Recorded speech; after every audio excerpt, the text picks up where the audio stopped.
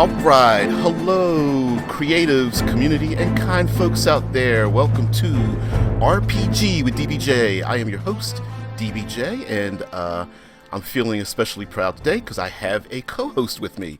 Welcome to the channel, sir, RJD20. Please introduce yourself, and we will get started. Hey everybody, I'm RJ of RJD20.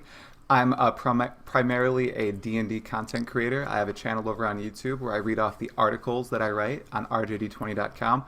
I talk about absolutely everything from DM tricks and tips, and from player perspective, monster creation, everything really. And I'm really happy to be on DBJ's show today. So, hello DBJ.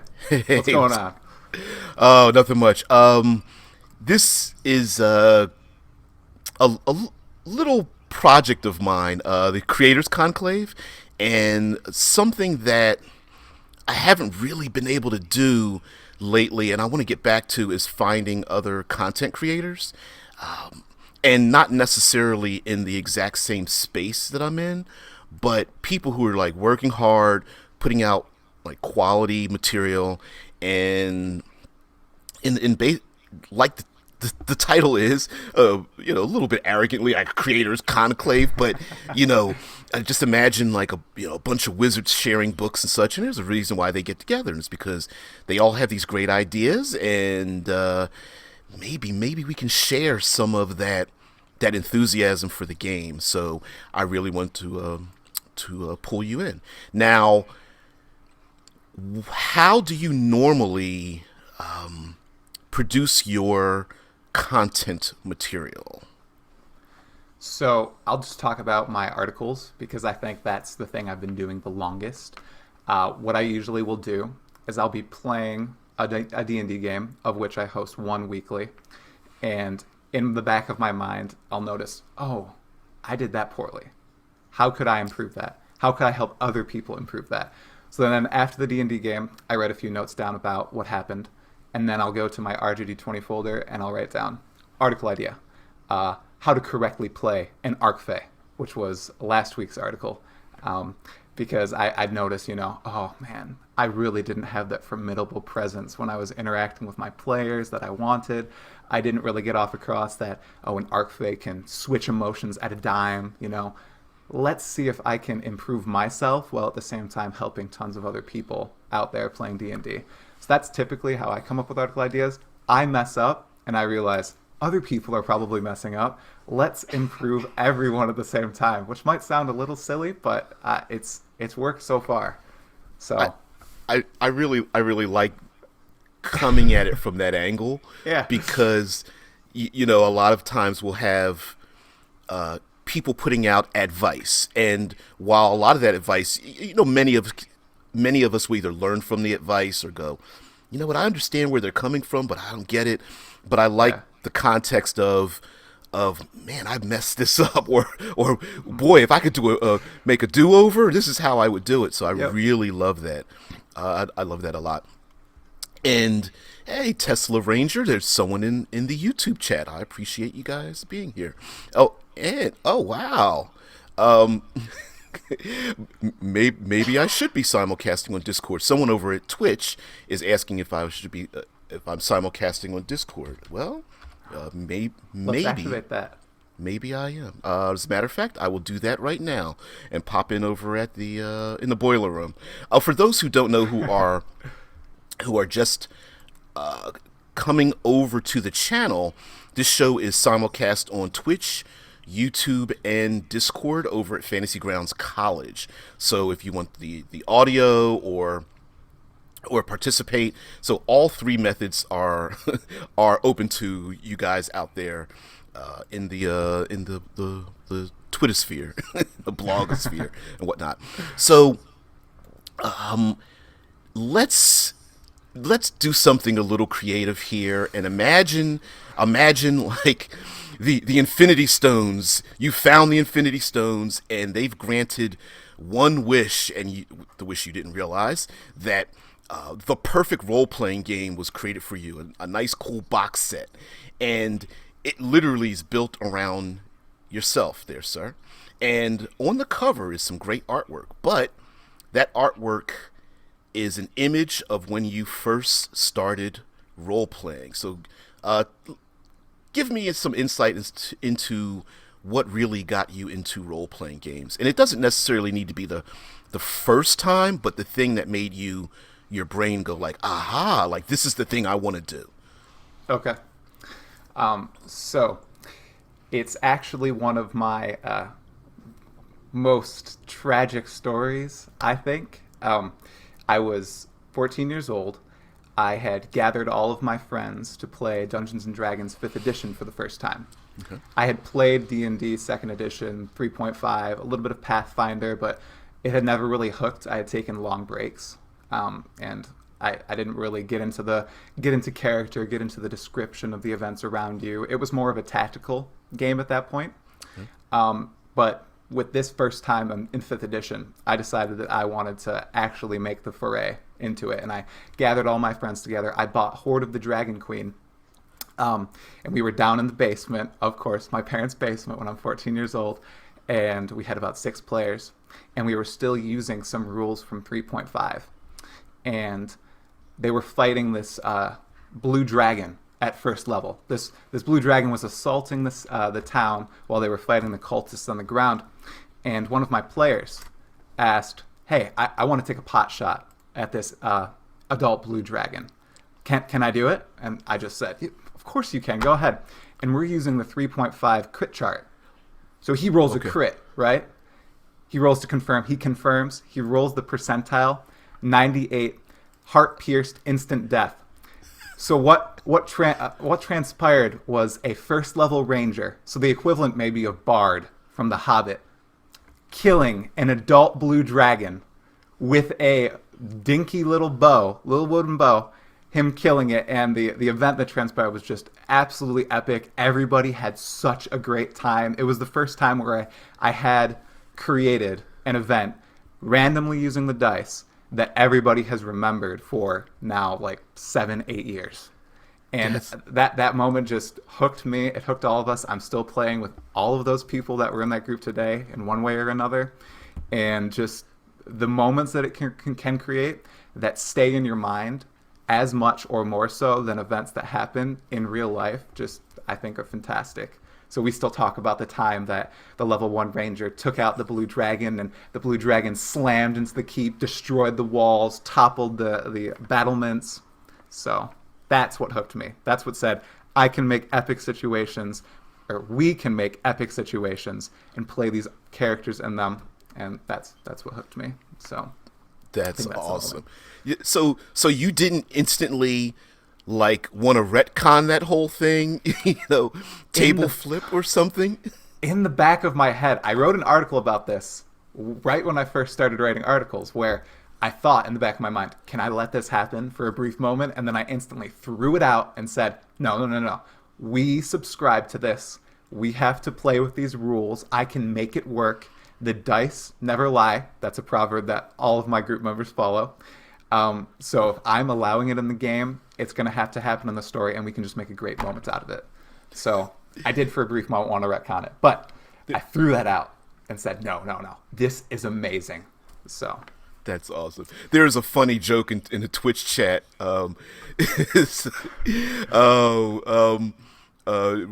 in the Twitch said that must have been a lot of XP. And it said Dead Man responds that Bard was a level 13 ranger, from Lord of the Rings. Oh yeah. And the response was, well, only after he killed his first adult dragon. Before that, he was level 1. Exactly. That's great. That's epic. That's epic, dude. And yep. I love stories like that, especially when the dice tell you something happens that no one was expecting. Could never predict it. Yeah, and you just embrace it and you go, you know what? I don't care. I'm going to embrace this. I'm not going to, try to flub the dice or retcon it or go like, man, there's got to be a better way for this to turn out. That's really cool. Yep. So now, assuming that you are this role playing box set, okay. on the back, you know how you sometimes you look on the back of like a hardback novel or something like that. It kind of tells you about what it is, or it tells you about the writer or whatever. Um, what what things motivate you in role playing games? Like, are there things you want to see, or are there certain settings that you're a fan of, irregardless of Dungeons and Dragons? Are there what aspects of role playing do you like? Is it more social interaction, like with people, or is it the randomness that comes about or that surprises you? Like, what are some things that really draw you into role playing games? Two things come to my mind immediately. It's the social interaction. My favorite thing in D&D is portraying a character that could never exist in the real world with other characters that most likely couldn't exist in the real world. I love being an actor, I guess. I'm a computer science major, so that might seem super weird, but I love sitting at the table and just portraying the Minotaur blacksmith who's has a crush on the Minotaur cleric in my group and wants to, bed them or whatever, or the powerful Archfey who's been controlling this warlock's life for the past 1,000 years, but that warlock is finally getting her chance to overcome the Archfey in power. Just all the different dynamics that can exist moment to moment at the table. I think that's my favorite part. And then second, just the epic scenes that can occur. I'm a sucker for, like, to pull up Lord of the Rings again, when Barad-dûr topples after the ring is tossed into the fire. I live for those type of moments in role-playing games where we can, like I said, create something that we'll remember for decades in the future. Even though it didn't really occur in the real world, we made it. And I think that's what I love to do. So, like, that just happened on Tuesday. The example I just came up with, or said, the warlock overcoming the Archfey in power. One of my group members, she's been trying to become an Archfey. That's her goal for the campaign. And they managed to take out a different Archfey, and she absorbed its power as it exploded in a nova of purple and green energy. So now she's a level 12 warlock who's absorbed the essence of an Archfey. What does that look like, right? It was just an amazing moment. She was absorbed in this cocoon, and when she stepped out, she was like 9 feet tall with purple liquidy skin and huge antlers sprouting from her head. She's absorbed some of the Archfey's power. She can't be, like a real Archfey because she's level 12, but still, the moment, she's going to remember that for as long as she's going to be alive. Like, she was so excited. She was screaming, and just, it was great. So those two things, social interactions and the epic scenes that we can create. Okay. I think. Now, I'm going to lead into something because we had a little bit of a discussion just before we went live. So, opening this role playing box set that is you spill out all the contents, and sometimes located at the bottom there's some maps, there may be some dice or some other articles and things, and you come across some errata, like some rules changes and things.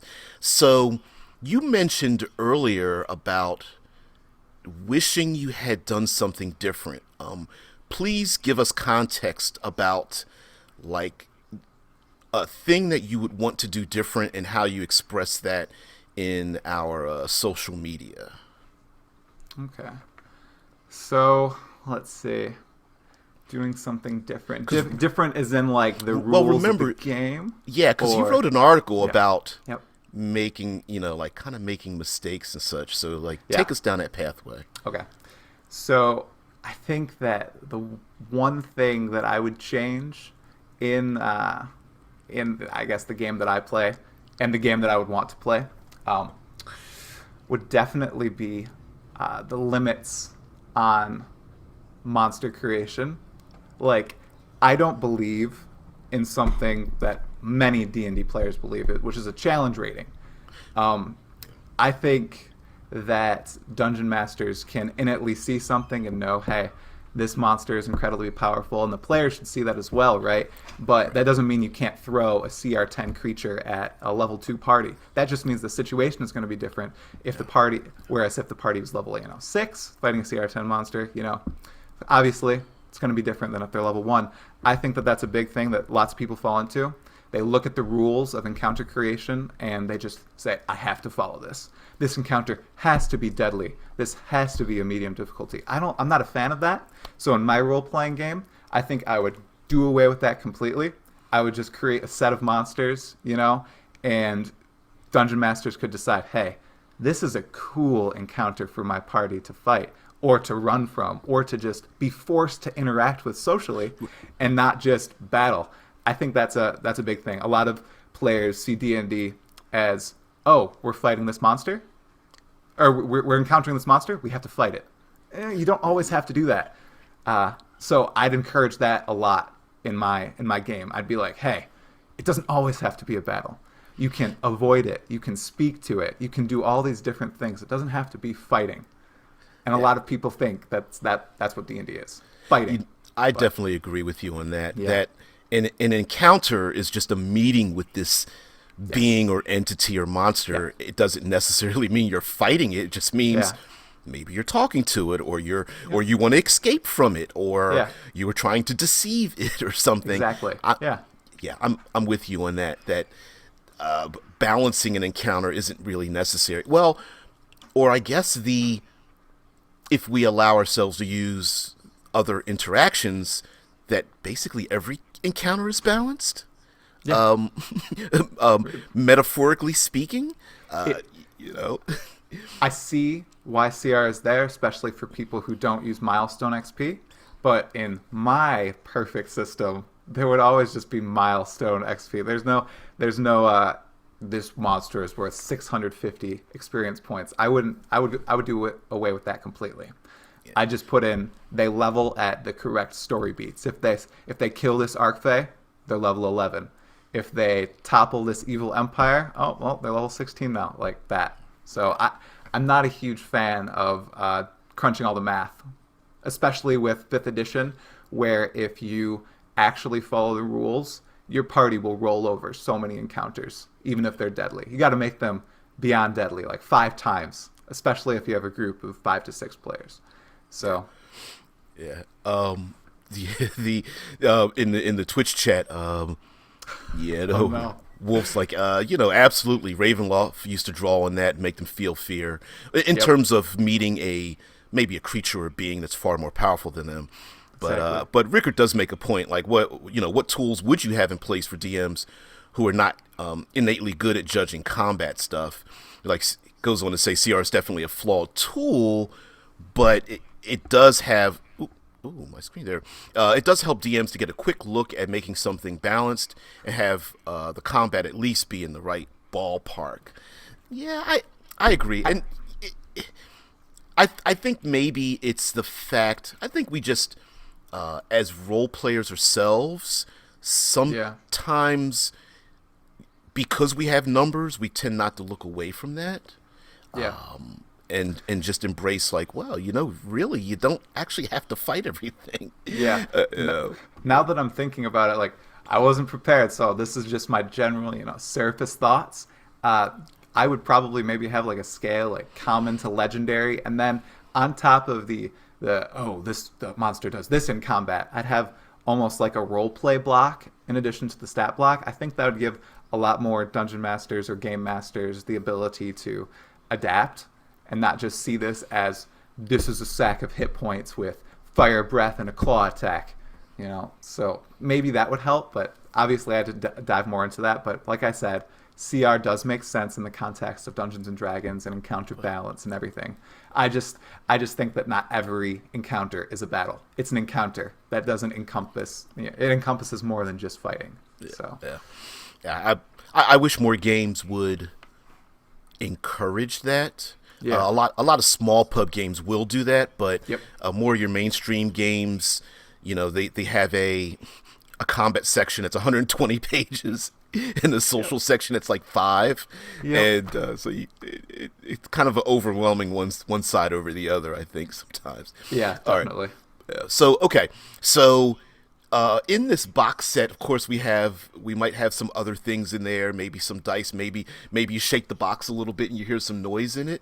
So, just in general, like, are there any things besides, like, are there any tools or items that you love or would love to have or already have in role-playing games? Meaning, like, are there certain types of dice you love? Do you like PDFs over physical media, maps, miniatures? Is there some dream item out there that you wish you had that you don't have? Like, this is just a general like Yeah. if you opened up the box, what would you have in it unless you already own it? Okay. So hear me out. This might be a little crazy, but okay. So imagine in this perfect world that I have this incredible D&D table and not that little dinky wooden table that seats about 4 people behind me. I have an amazing, specially crafted Dungeons and Dragons table with a flat screen TV in its center, right? When I jingle my box, I'm going to open it up and I'm going to find a flash drive in it. And when I plug that flash drive in, I can find all of these maps of the world, all these battle maps, all these different setting maps, whether they're region or kingdom maps, that I can just overlay onto my beautiful flat screen TV table. That is my dream, honestly. I hope that one day that I can have a table that I've crafted where I can just plug in something and I can just load that map. Oh, that would be so amazing, because I think that helps so much with the immersion. In combat, in role-playing, if you have a beautiful map, and there are so many available online right now, and if you have a medium to display it, I mean, that would drastically improve the table experience for me. Right now, we have this battle map where I use these markers that I bought when I was 10 years old, and I've got this crazy green color which represents the acid, and these just squiggly lines which are the rocks, and maybe I put a box on there to add some verticality to the battle. If I had one of these awesome tables and a flash drive complete with all the maps of this perfect role-playing game, oh, I'd be one of the happiest RPG gamers out there, honestly. Yeah, especially if you could, like you said, like a thumb drive or something. Like you could almost take it with you, or Yes. you could do a very easy like drag and drop. Like, Yep. I don't know, they have assets in the corner, and you could just Yep. go, oh, there's a boulder, and just drag your finger over and just drop the boulders down that'd or be something. great. I Like, think that's where it's going. I think that would be an improvement and not a detriment, because it still leaves a lot to the imagination. It leaves us the ability to say anything we want, do anything we want, but then we have that perfect or beautiful view of the world around us. I think that's one way that technology would enhance it. I'm a big advocate. You said previously, do you prefer PDFs or physical books? I have a shelf with every single 5th edition book, 20 3.5 books, a few 4th edition books. Call of Cthulhu's over there. Physical is the way. No PDF. You don't get that same attachment to a PDF that you do to a physical copy of a book. But that's my opinion. Lots of people disagree with me. it's I see I I agree with you, but Yeah. I love PDFs too, man. I'm a grognard. I love my Dead Tree printed books, but listen, every once in a while, like if I can pick up my phone or like my Chromebook or something and just you know, we're both content creators, Yep. and sometimes I don't want to. I need to flip back and forth between something, and I'll just scroll through my PDF. But I gotta admit, it just feels good to grab a book and open it up. It feels great does. in my hands. I I don't know whether there's like a weird like psychological thing, but I don't remember reading PDFs. I remember reading a book. Yep. I think there's some phenomena that goes on where you're holding it, you're reading the word on the page, and you're not looking at a screen. Maybe that's some pseudoscience, but you know, Yeah. I honestly think that there is a huge difference. My friends will disagree with me. They want to get a D&D Beyond subscription for our entire campaign group, and I'm like, but we have the physical books. We play in person. Let's use them. Let's not use D&D Beyond. Sorry, D&D Beyond. Great, but whew, I prefer Yeah. the physical books. I'm so with you. I just Yeah. and you know, just to point this out a little bit, going back to what you said about the maps, and even with our PDFs and things, I think we're going to get to the point where our community is going to come up with a way for us to very easily share all these ideas onto a platform. I think we're gonna Yeah. I think we're gonna collapse into a singularity at some point. Yeah. Because we have all of this, but it's spread all around. Yeah, Fantasy Grounds. Yeah, I mean, heck, we're broadcasting over at Fantasy Grounds College right now. So yeah, I think there's going to be a collapse of some sort because all of it exists, but it's so separated into different locations and elements. I Yeah. would love a Google Maps, but you could turn it into science, like a science fiction Google Maps, where you That'd have be the little awesome. you have the little pinpoint, and then you like, oh, Yep. it's the moon, and then you just zoom in, and then you have your own city, and you have Oh maybe yeah. sliders or something that can make you maps on the fly almost. I want a Definitely. medium-sized city that's Yeah. near a cliffside or something, and Yep. you hit the slider, boom, press the button, and organically it makes something. So yeah. um The void is there and the technology is here. We just need somebody to, you know, take the leap and try to make it. I mean, yeah, and those guys are having going back and forth in the Twitch chat. Yeah, oh yeah, uh-oh. I feel you guys. I can't address everything, but believe you me, I feel you. They're like, it's physical. I'm not getting online. No, I'm joking. Yeah. Yeah, but all right. So, let's get back to this role playing game that we have of you, Okay. sir. All right. Okay. So, a lot of times in these box sets, you have your classic 3 books. You've got like your player's handbook, the one that the players can read and have choices. You have probably a second book, which is your setting slash game master, dungeon master's book that tells you what the game world is about, the rules of the game, and you'll probably have a third book. And your third book might be anything from a errata to an appendix N, the classic appendix N, or something like that. So let's start backwards with the appendix, right? Let's start back with, please check out these other things that aren't necessarily related to role playing games, but are instrumental in the creation of it. So, what are some things that you are either into now or in the past were inspired by that aren't necessarily related to role playing games, but you're like, man, I love this thing and it really helps me out. So, it could be movies, sports books, anything you've done in your personal life. So, Okay. Okay. I was an avid reader for so many years. I still am, just not as much because I had so many things going on in my life. I'd instantly recommend to them, thinking that this is based on social interactions and epic moments. I'd recommend to them A Song of Ice and Fire.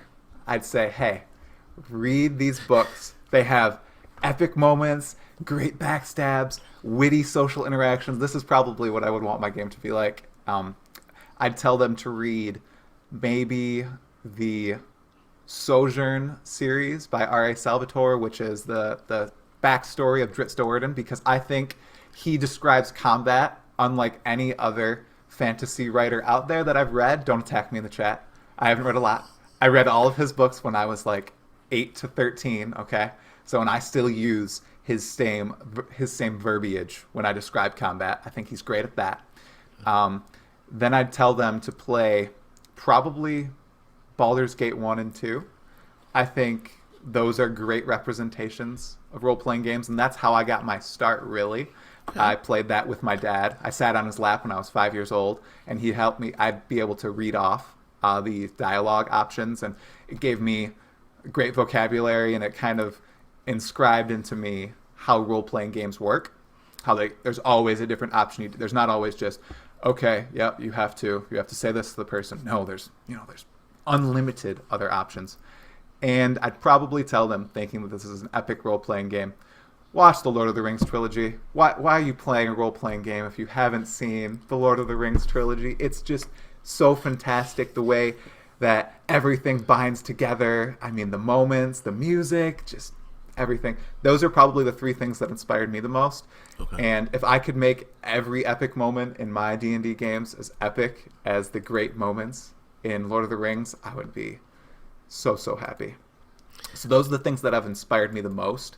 Right now, I'm playing a game called Path of Exile, which is a dark, gritty, down to earth look at revenge and everything. So it's a darker story than I've ever told in my role playing games, but I think I'd be up to telling one like that because my role playing games have my campaigns have always been upbeat. The heroes may be knocked over, pushed over, but they're going to succeed in the end unless the dice, tell them no, you're not going to succeed. You're going to die. But they've always been epic. They haven't been really rooted in reality or a common folk's life.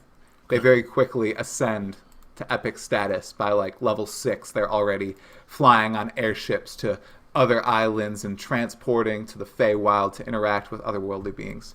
But I think that's everything that would inspire me right now and that I'd recommend to others. Lots of other books that I read, but Lord of the Rings, Song of Ice and Fire, those are and R.A. Salvatore's books. I think that's the holy trio for me. I'm not very storied, I guess. Maybe some people would disagree. But. Okay, so this is a good segue to get into, say, the setting book, right? Okay. You got the role-playing game, you got your box set, you got your setting book. That's going to give you all your flavor and your fluff and things like that. So continue on with some of the...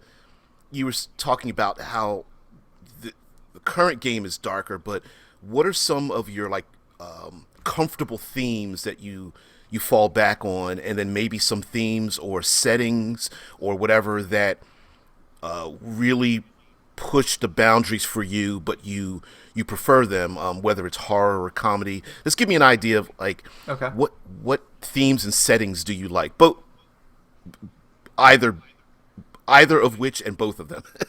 Okay. Theme and setting. So, so I'll start with a theme, I suppose. So if I were to describe my games with one word, it would probably be pulp.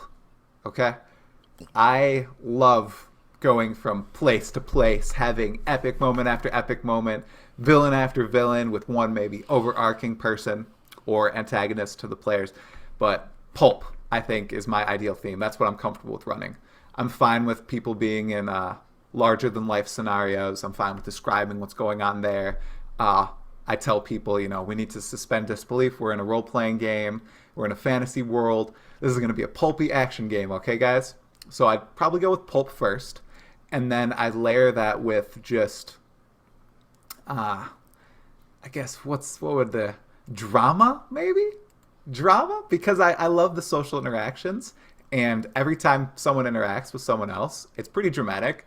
That's what I try to do. I try to have people guessing what's going to happen next, or have this entire conversation leading up to some boiling point that's going to push the campaign forward. There's not a lot of pointless conversations, I'd say.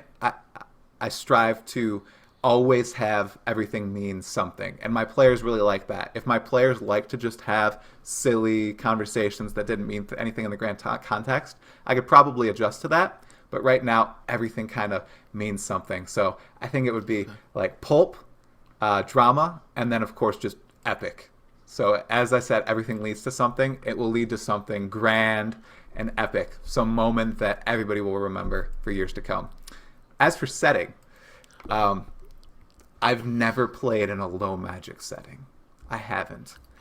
Okay. I've always played in a high fantasy realm of magic and monsters.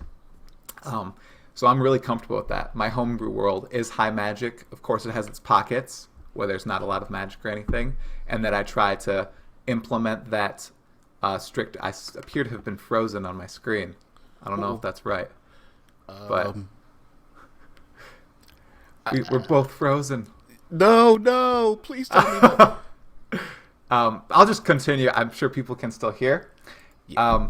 But yeah, so high fantasy would be my setting. I like Eberron, definitely that type of setting. Not a fan of the Forgotten Realms. Everything is a bit too saturized there for me. Sorry, Wizards of the Coast. And I only really play in my own setting, which I've been creating for the past 5 years. So, and I layer on top everything that I liked from other settings and stuff of my own design. So, all right. Now, To continue down this pathway, when it comes to let's get in a contentious debate here about Let's do it. mechanics and rule systems. Okay, Okay. and I'm gonna do a hard left turn segue on this by saying that would you say like the pulp action larger than life idea is a factor of your narrative ability, not necessarily the rules of what you're playing, and move from there to like, are there some favorite or terrible mechanical systems that you've played with, and what kind of modifications do you look for, or rule systems do you look for when playing a game? Okay. I'll preface this saying I've played almost all versions of D&D. I've played Pathfinder. I've played Call of Cthulhu. I played a little bit of Savage Worlds and Dungeon World, so I'm not that varied in my experience. But I definitely say that my pulp narrative style definitely is me. It's not dependent on the system that I'm playing. I know that some systems are more suited to that, just like horror games are far more suited to Call of Cthulhu 7th edition than Dungeons and Dragons. You can't communicate the same thing using the rules of D&D as you can with Call of Cthulhu.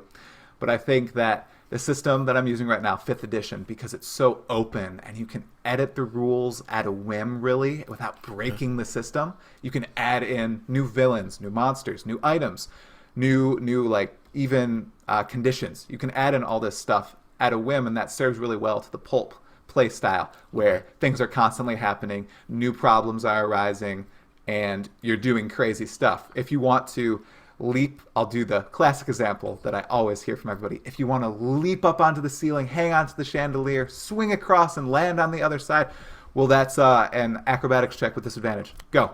Right? It's super simple, which lends itself to the fast-paced play style that I like to play as with the pulp. So I do like D&D 5th edition for that. When I played other editions like 3.5, 2nd edition, 1st edition, everything was kind of a slog compared to how it is today. Okay. I'm not sure how it is with other role-playing game systems because I'm not as familiar with them, but I think rolling tons and tons of dice and having to do many different calculations slows down the gameplay, and that doesn't lend itself well when you're playing pulp. If everybody's fine with crunching numbers, it's good. I just prefer rolling dice, and those are the numbers you're adding up. You're not adding up modifiers from all these different locations and abilities you have. So I like 5th edition for my pulpy game style. I like it the most out of any game system I've played, and I know that might be an unpopular opinion for some people out there. But like I said, I'm not as experienced. I'd love to be. I just don't have the time right now. It's so unfortunate. I would love to try out different systems, though, at some point. Because I think that systems in general, they improve and iterate on each other. So I'm sure a lot of the modern day systems are as good or better than 5th edition. It's just not a lot of people have played them, right? I definitely agree with that. Yeah. And for those out there who are advocates of complex games, there's a guy out there, and I know you've probably heard of him as well, complex games enthusiast. And a complex games apologist. I apologize. That is his name. And we one time had a conversation, and he framed complex games as not necessarily being cinematic, but being like engaged in the moment, like in slow motion. Yeah. And you're calculating everything out. He related it unto like somewhat like a Wild West person firing a one of his 6-shooters, and you get to see the hammer hit the back of the bullet, and it explodes, and then you see the flame shoot out, and you see the lead start to slowly spin down the spiral chamber, and I was like, that sounds awesome. Oh, I mean, okay. It makes sense. I like it. I said I like that. Now, I like the imagery. Let me put it that way. Yeah. Am I a particular fan of a complicated game? maybe not. Although I can't say that. I like Eclipse Phase, so not too complicated. But let's be honest. In our role playing sphere, those arguments are going to happen forever and ever. Oh yeah, So whatever. it's just personal preference. Like I don't think there's an objective way to look at it. Yeah. You can have your role playing games are completely subjective, right? If you want to come home from work and at 7 o'clock you have your D&D game, do you want to have just this free form storytelling experience where you do roll some dice, you battle some monsters, there are some skill checks involved, but a lot of it is just the imagination of all you and your players, or do you want to do calculations and have the slow-mo gameplay? I'm at work all day working with spreadsheets and numbers. I'm like, nah, I want to come home and just be creative. But I can totally see where some people, they love doing that. And that's not a, a slight against them. It's you do you, there you go. Yep. So, All right, now this last part before I'm gonna ask a last run on question, and then we will dive into some questions from those who are participating. This okay. last question is going to be about your game has a player's handbook, okay, and the player's handbook.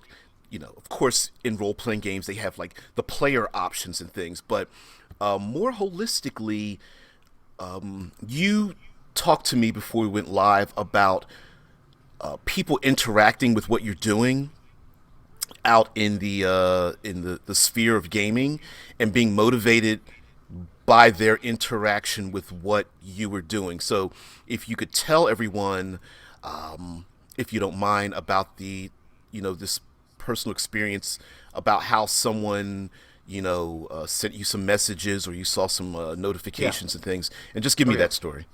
Okay. So I think about a month ago right now, I woke up in the morning and I checked all my DMs as I do on Saturday morning, and I saw my Twitter had exploded. And that doesn't happen. I don't have many followers. I just post a few things about my content. So when I have 50 notifications, I know something crazy has gone on. So I scroll into my notifications and I see that they're all in Spanish. And I can speak a little bit of Spanish. So I start reading through them, but they're actually written by Spanish speakers. It's not somebody using Google Translate. There's no spam or anything. They're using slang. So I realize, okay, I'm going to need to actually translate this. So I use Twitter to translate it, and I start reading through. And it's this guy from Mexico. He's an immigrant to the United States, and he said, I just moved here, and I've been playing some role-playing games and trying to get into it with my community. And I found this guy, and he reads off his articles on his YouTube channel. And I can't read English very well, but I can hear it, and I can listen to it. Perfect. So this guy, he writes these amazing articles, and he reads them for us. Or for people who, just want to listen to them. That was my idea with it. It's for people who want a podcast form and don't like to read, because I know there are so many people who are too long, didn't read, but they'll listen to it. So I started doing that, and I had stopped a few months back. And I saw all these messages from these people on Twitter, and they're saying, oh, this is so amazing. Thank you so much for this.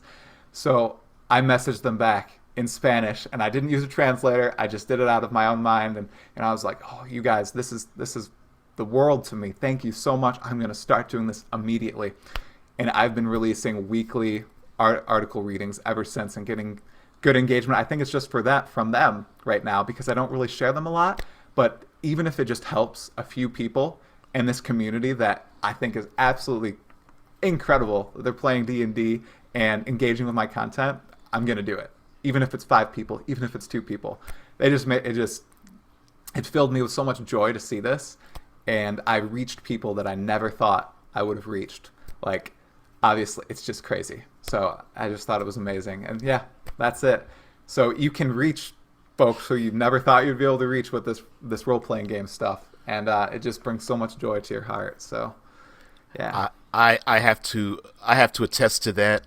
It's a great motivator to know that you're touching other people, even in such a limited way, because people's time is very valuable, and sometimes we don't realize the simple things we're doing really improve someone else's life. And even to them, they may think it's a minor thing, but Yeah, I love being motivated, but that's why I do what Most I do, definitely. and Yep. why I'm reaching out now.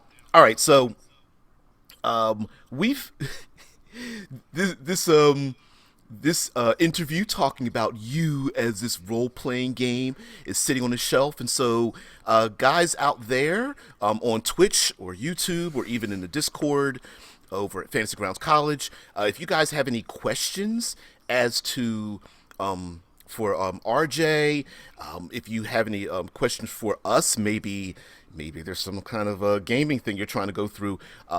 Please put those questions in, and I will find them. But while you guys are getting your thoughts together, if you have any other questions or comments, I will ask you.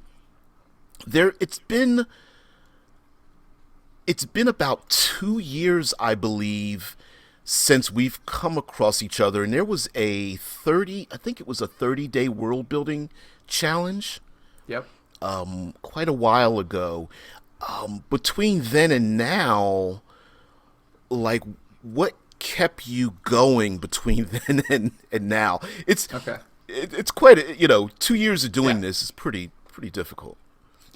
So, what initially inspired me to start writing articles was the fact that I wanted to make a career out of doing this. I was finishing up my junior year of college. I was coding all day. Oh, it's such a slog. And I was just like, nothing's ever going to happen if I'm just running a D&D game in my parents' basement and now in my own apartment. I need to actually get some of my ideas, my thoughts, my work out in the internet. It's such a great tool. Why not use it? So I started writing those articles. I was inspired by Chris Perkins' weekly column that he used to have way back, the about the Iomandra campaign, where he taught people lessons based on his own campaign. So I said, oh, I'm just going to do the modern day version of that. And the first article I published, and I advertised it on Twitter, I had like 5 followers.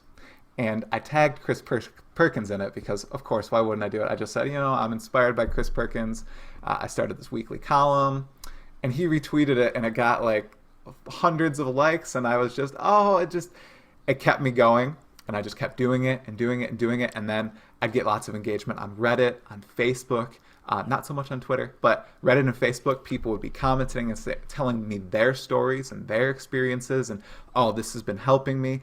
And I think what really kept me going is seeing 6 months after I publish an article, I'll get people still engaging with it, people commenting on it, I can see people reading on it because I look at like the analytics. I can see that there are people on those pages still looking 6 months, a year out. It's just, I'm still helping people, and it's going to be there forever, unless the internet, explodes, which I really hope doesn't happen. But I think it's just really that I want to one day, if I possibly can, make something out of this, because I enjoy it so much, and I know that it's difficult to make it as a content creator, but if you keep pursuing it and you have the will to do it, I mean, one day it can be possible. Maybe it's a year down the line, maybe it's 5, 10 years, but even if it's that long, it's not like this desire to play Dungeons and Dragons and other role-playing games is going to disappear, because it's just such an innate part of my life now, and all of my friends' lives, and even my family's life. Like, I DM for my dad now every month. So, I think that's why. It just drives me forward, seeing everybody engaging with it and me just enjoying it so much. So, Yeah, I definitely agree with you. Anyone out there who wants to, despite our instant gratification internet culture, part of being a content creator really is a long game. It's weird, but I'll attest to this. If you're just starting out, the first things you put out, probably for a couple of months, is going to be terrible. It's going to be absolute crap. Just accept the fact that it's like it's like starting out with a first draft of a novel, and then everyone gets to read it, right? It's Exactly. like, oh man, it's terrible. If you're someone like me who does like live streaming and videos and things, the audio is going to be bad, your content's going to be terrible, but just do it. Just be Take the leap. consistent. Yeah. Take the leap and be consistent. It's something that I'm doing this year. Last year I had like 43 articles out of the 52 weeks. This year I said every single week I'm having an article out at 7 o'clock p.m. on Friday.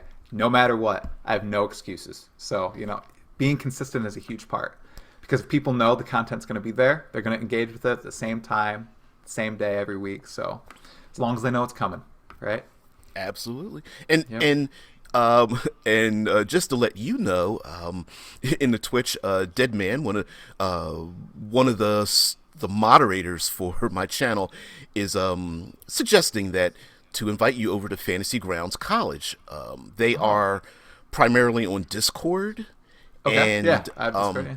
And so you that might open up people who are inclined to come upon your content and such. And I'll be sure to, of course, to plug your content as well, especially because, like you said, there are people interacting with your blog and whatnot. That material isn't instant. So it's definitely for someone who wants to sit down and read and really absorb it. And like for myself, who doesn't have a lot of time to sit down and read, I really appreciated you reading the content because I was able to absorb it in an audio format, and I was just like, oh, I love this article about myconids and all that. Yep. Like, I really, I listen. Yeah. Awesome. Yeah, thank you. You're very, very welcome. So guys, thank you guys out there for letting me return to this format, the Creators Conclave, which, and just to let you know, live here, this is an open invitation, so this doesn't need to be a one and done. I would love to have a co-host to do many of these things. I just wanted to make sure that we may not have as much overlap, so I want to let the people who are subscribed to me understand that there are people out there like yourself who produce a lot of content, quality content, and maybe they could get some story ideas from you. So definitely. Absolutely. Guys, those who are in the chat and elsewhere, thank you very much for joining in. When this broadcast ends, we'll be going over to Discord for like a couple of minutes or so, just to power down a little bit. So anyway, guys, thank you very much for being here. RJ, take us out. Just remind us of where we can find you, where you're at, and some of the content. All right. Thanks, everybody, for listening. You can find most of my articles over on RJD20.com. And if you prefer listening rather than reading, you can find me on youtube.com/RJD20. Thank you so much for listening. And this was the Creators Conclave. That's awesome. All right, guys. Everybody, take it easy. Bye.